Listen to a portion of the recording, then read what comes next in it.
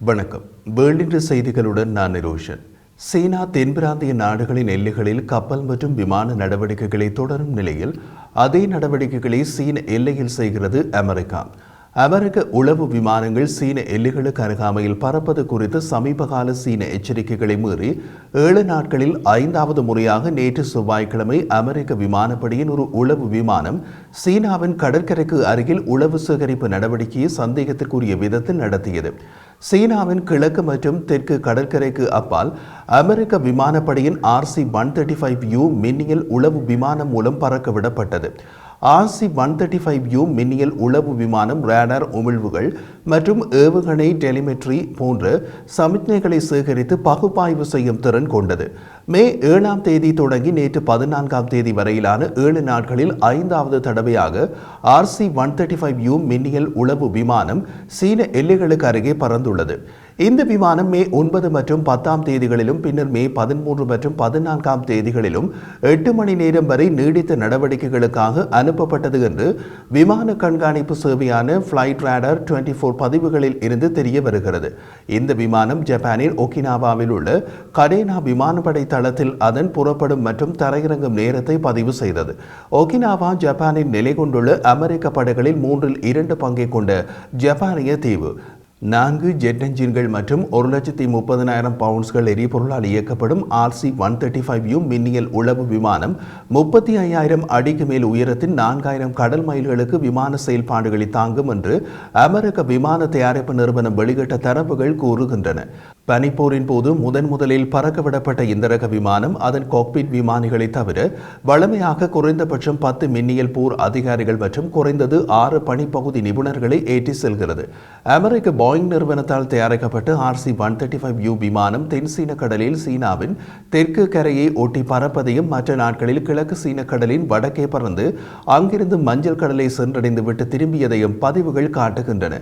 சீன கடற்படையின் புதிய விமானம் தாங்கி போர்க்கப்பலான ஃபுஜியனின் முதல் கடல் சோதனைக்காக ஷாங்காய்க்கு அப்பாலுள்ள கடல் பகுதியில் சென்று கொண்டிருக்கும் நேரத்தில் அமெரிக்க உளவு விமானமும் அந்த கடல் பகுதியில் பறந்து உளவு தகவல் சேகரிக்கும் நடவடிக்கைகள் குறைந்தபட்சம் ஓரளவுக்கு ஒன்றுடன் ஒன்று இணைந்ததாக தோன்றுகிறது. சீன பாதுகாப்பு அமைச்சகமும் அமெரிக்க பாதுகாப்பு தலைமையகம் பென்டகனும் ஊடகங்களில் கருத்து கேட்கும் தனித்தனி கேள்விகளுக்கு உடனடியாக பதிலளிக்கவில்லை. தாய்வானின் உயர்மட்ட ராணுவ சிந்தனை குழுவான தேசிய பாதுகாப்பு ஆராய்ச்சி கழகத்தின் ஆய்வாளர் சூ சியோ ஹுவாங் சீன கடற்கரையில் பல ஆண்டுகளாக அமெரிக்க விமானப்படையின் RC-135 P-8 மற்றும் EP-3 ஆகிய விமானிகளால் இயக்கப்படும் விமானங்கள் RQ-4 ஆளற்ற விமானங்களுடன் இணைந்து பறந்து தகவல் சேகரிப்பதை வழக்கமாக கொண்டுள்ளன. மேலோட்டமாக பார்க்கும்போது இது பொதுவாக அதன் சுற்றியுள்ள கடல் பகுதியில் மற்ற நாடுகளை சீனா துன்புறுத்துவதை எதிர்ப்பதாக கருதப்படுகிறது. ஆனால் உண்மையில் இது ஒரு வகையான மின்னணு உளவு பார்த்தலாக கருதப்பட வேண்டும் என்று கூறினார். இந்த பகுதியில் சீனா குறிப்பிட்ட பயிற்சிகளை மேற்கொள்ளும் போதெல்லாம் அதன் கடற்கரையோரம் அல்லது கடற்பயிற்சிகள் நடக்கும் கடற்பகுதிகளில் அமெரிக்க கடற்படை மற்றும் விமானப்படை மின்னணு உளவு விமானங்கள் நடமாட தொடங்குகின்றன என்றார்.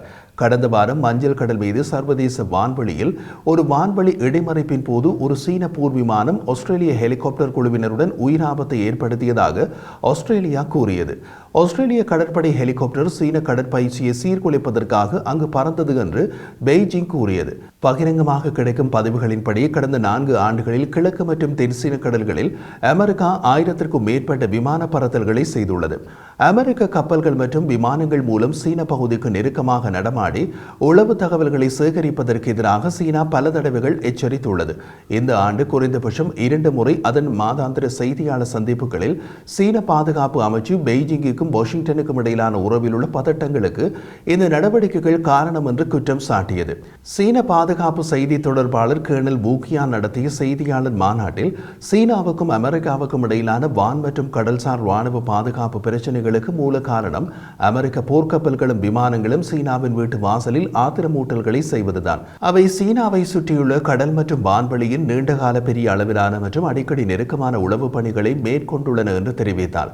ஏப்ரல் மாதம் அமெரிக்க பாதுகாப்பு செயலாளர் லாய்ட் ஆஸ்டின் மற்றும் சீன பாதுகாப்பு அமைச்சர் அட்மிரல் டாங் ஜூன் ஆகியோருக்கு இடையிலான முதல் பேச்சுவார்த்தைகளை தொடர்ந்து கர்னல் வூகியான் கூறிய போது அமெரிக்க தரப்பு எங்களுடன் ஒரே திசையில் செயற்படும் அமைதி, நிலைத்தன்மை மற்றும் நம்பிக்கையினை அடிப்படையாக கொள்கையாக மதிக்கும் என்று நம்புகின்றோம். பரிமாற்றங்கள் மற்றும் சமத்துவம் மற்றும் மரியாதை அடிப்படையில் இருதரப்பு உறவுகளை உறுதிப்படுத்தும் விதத்தில் இராணுவ உறவை உருவாக்கும் என்று எதிர்பார்க்கிறோம் என்றார். குறிப்பிட்ட நடவடிக்கைகள் குறித்து பொதுவாக கருத்து தெரிவிக்காத பென்டகோன் சர்வதேச சட்டம் அனுமதிக்கும் கடல் மற்றும் வான் பகுதிகளில் அமெரிக்க படைகள் செயற்படும் என்று கூறுகிறது. சீனா மற்ற நாடுகளுக்கு என்ன செய்கிறதோ அது சீனாவுக்கு திரும்ப கிடைக்கிறது.